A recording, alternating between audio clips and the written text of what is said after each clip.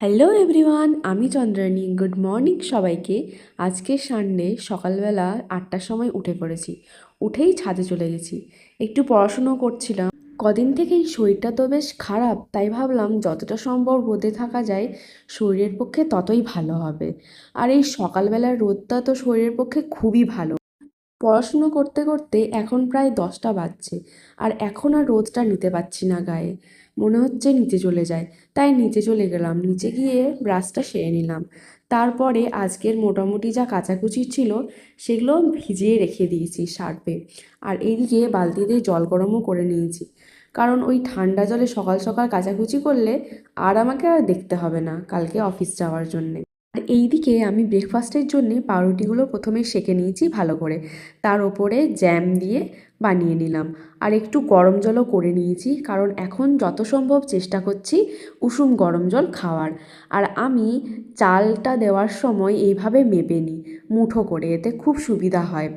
আর আমার এক টুকরো পেঁপে বেঁচে ছিল, সেটাকে আমি ছুলে নিচ্ছি ভালো করে, আর একটা আলু। এবার সেটাকে কেটে নিয়ে ভাতের সঙ্গে সেদ্ধ হতে দিয়ে দেবো। পেঁয়াজটা কাটছি আর আমার চোখ দিয়ে জল বেরোচ্ছে। নর্মালি পেঁয়াজ কাটলে আমার চোখ দিয়ে জল বেরোয় না, অনেকের হয়তো বেরোয়, কিন্তু আমার বেরোয় না। কিন্তু আজকে এই পেঁয়াজটা এতটাই ঝাঁঝালো যে আমারও চোখ দিয়ে জল বেরিয়ে আসছে। পেঁয়াজটা কাটা হয়ে গেছে, এবার রসুনগুলো ছাড়িয়ে নেব, লঙ্কাটা কেটে নেব। ওইদিকে ভাত আর পেঁপে সেদ্ধ আলু সেদ্ধ বসিয়ে দিয়েছি। চলো এগুলো করে নিই। মশলাগুলো আমি সবগুলো একসঙ্গে রেডি করে নিয়েছি, তোমরা তো জানোই আমি দিতে ভুলে যাই, সেই কারণে। আর এদিকে আমার ভাতটাও হয়ে গেছিলো। তারপরে আমি প্রথমে আলু আর পেঁপেটা ভেজে নিলাম, তারপরে পেঁয়াজটা দিয়ে পেঁয়াজটা ভালো করে ভেজে নেব। এর মধ্যে রসুন আর লঙ্কা কুচি দিয়ে দেব, এটা একটু ভেজে তারপরে সামান্য পরিমাণে নুন আর একটু পরিমাণে হলুদ, জিরে গুঁড়ো, ধনে গুঁড়ো দিয়ে ভালো করে নেড়ে চেড়ে একটু জল দিয়ে ফুটিয়ে নেব। তারপরে তার মধ্যে মাছগুলো দিয়ে একটু ফুটিয়ে নেব। এই তো, তাহলেই রেডি আমার মাছের তরকারি। জানি বাড়ির মতো তো অত স্বাদের হবে না, কিন্তু নিজের হাতে বানিয়ে খাওয়া এটাই কি কম নয়? যাই হোক, এদিকে আমার স্নান করা হয়ে গেছে, স্নান করা পুজো দেওয়া ডান। এরপরে খেয়ে নেব।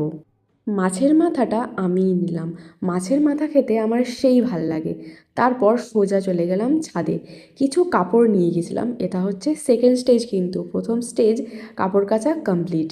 তাই এগুলো ভাবলাম মেলে দেব, তারপরে লাঞ্চটা ছাদেই করে নেব। লাঞ্চ করতে করতে আমার চুলটাও মোটামুটি শুকিয়ে যাবে। এই দেখো লাঞ্চটা কি টেস্টি লাগছে না দেখতে, শুধু দেখতে না, খেতেও খুব টেস্টি হয়েছিল। কিন্তু নিজে রান্না করেছি বলে বলছি না, সত্যিই খুব টেস্টি হয়েছিল। কতদিন ছাদে বসে খাইনি, সেই ছোটোবেলার কথা মনে পড়ে যায়। চলো আমি লাঞ্চটা সেরে নিই। তারপরে আর কি, ছাদেই একটা কল আছে আমাদের, সেখানে হাতটা ধুয়ে থালাটা রেখে দিয়েছিলাম পাশে। দিয়ে ছাদেই অনেকক্ষণ ছিলাম, চুল শোকাচ্ছিলাম, পায়রাদের সঙ্গে গল্প করছিলাম। আমার ভাল লাগে এই সব ছোটোখাটো জিনিসগুলো করতে। তারপর একটু চুল শোকাতে শোকাতে নাচও করছিলাম। নাচ করতে ভালোবাসি তো, তাই যখনই দেখি আশেপাশে কেউ নেই নাচ করতে শুরু করে দিই। এইসব করতে করতে দেখলাম প্রিয়ঙ্কাদিও ছাদে উঠে গেছে। তাই প্রিয়ঙ্কাদির সঙ্গে একটু হাসি ঠাট্টা করে আমি সব কাপড় জামা গুটিয়ে রুমে চলে গেলাম। রুমে গিয়ে সব কিছু এরপরে গুছিয়ে নেব। আসলে গোটা উইক অগোছালো হয়ে থাকি, তাই একমাত্র এই সানডেটাই থাকে।